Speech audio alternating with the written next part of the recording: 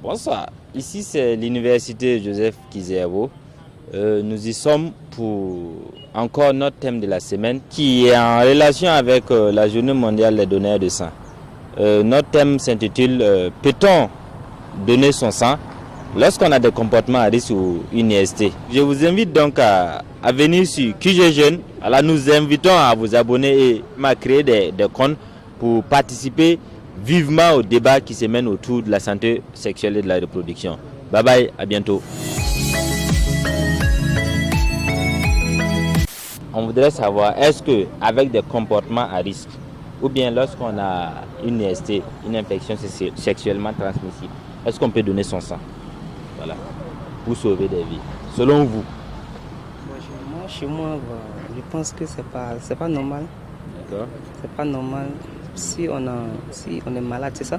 Oui. Si on est malade, c'est pas normal de donner son sang à quelqu'un. Ça sera un peu contagieux. D'accord. Et lorsqu'on a des comportements à risque, c'est pas prouvé qu'on est malade. Du genre, on a... On doute, c'est ça. Voilà, c'est ça. On a beaucoup de copines, barambona sexuelle, voilà. On se pose la question si la personne est malade ou pas, c'est ça. Et bon, on peut faire des visites. Faire des visites, voir si la personne n'est pas malade. D'accord. Vous voyez, bon, avec ça, on peut donner son sang. Selon moi, d'abord même donner son sang, c'est quelque chose d'important, puisque ça permet de sauver une vie. Maintenant, si le fait de donner son sang pour sauver une vie risque la vie de cette personne, bon, l'importance, c'est pas trop ça, quoi. D'abord, je remercie QG Jeune pour cette initiative de sensibilisation à travers cette journée mondiale des donneurs de sang. Et la question est vraiment pertinente à savoir si est-ce qu'une personne qui a des comportements à risque ou une personne porteuse de VIH peut donner son sang. J'ai d'abord dit que de prime abord, on va dire non. Parce qu'une personne d'abord qui a le comportement à risque, c'est-à-dire, je prends un exemple, une personne qui fréquente des lieux pas très saines, c'est-à-dire les lieux où les filles de joie se promènent, une personne qui a beaucoup de partenaires sexuels, une personne qui se drogue par exemple, une personne qui utilise les voies d'injection de drogue, ne peut pas donner son sang parce que tu donnes ton sang pour sauver une vie. Et toi-même tu fais, et en faisant cette truc, tu mets ta vie d'abord en risque et n'en parle pas de la personne à qui tu veux donner ton sang. Bon, si tu es infecté, il ne faut pas donner ton sang. Ok. Parce que je ne sais pas trop. Même si on ne va pas aller donner ça à quelqu'un, il ne faut pas donner seulement. D'accord. Je ne sais pas s'il y a... Il faut essayer de te soigner. Maintenant, je ne sais pas s'il y a des trucs pour carrément te guérir complètement comme ça. Donc. Si on est déjà infecté, ce n'est pas la peine de donner son sang. Non.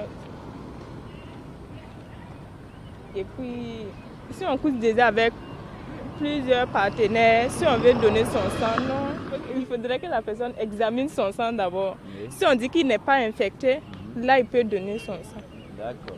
Je ne sais pas comment je vais expliquer ça. Il y a des gens qui ne font pas ce genre de choses à mais qui ont la maladie. Donc je conseille qu'ils peuvent donner leur sang. Si tu n'es pas en bonne santé, tu ne peux pas normalement donner ton sang. Bon, mais comme le sang est toujours analysé, on s'est dit que bon, il y a des experts pour cela. Les agents de santé se chargeront de vérifier cela avant de transfuser le sang. Peut-on donner son sang lorsqu'on a des comportements à risque ou une IST, selon vous? Bonsoir. Moi, je dirais que ce n'est pas une bonne chose de donner son sang quand on n'est pas en bonne santé. Voilà, parce que ça pourrait causer d'autres problèmes à la malade. Donc, c'est mieux qu'on soit en bonne santé. Déjà, quand on n'est pas en bonne santé et qu'on fait un prélèvement de sang, ça peut te causer à toi-même un problème. Donc, je pense qu'il faut être en bonne santé pour pouvoir donner son sang.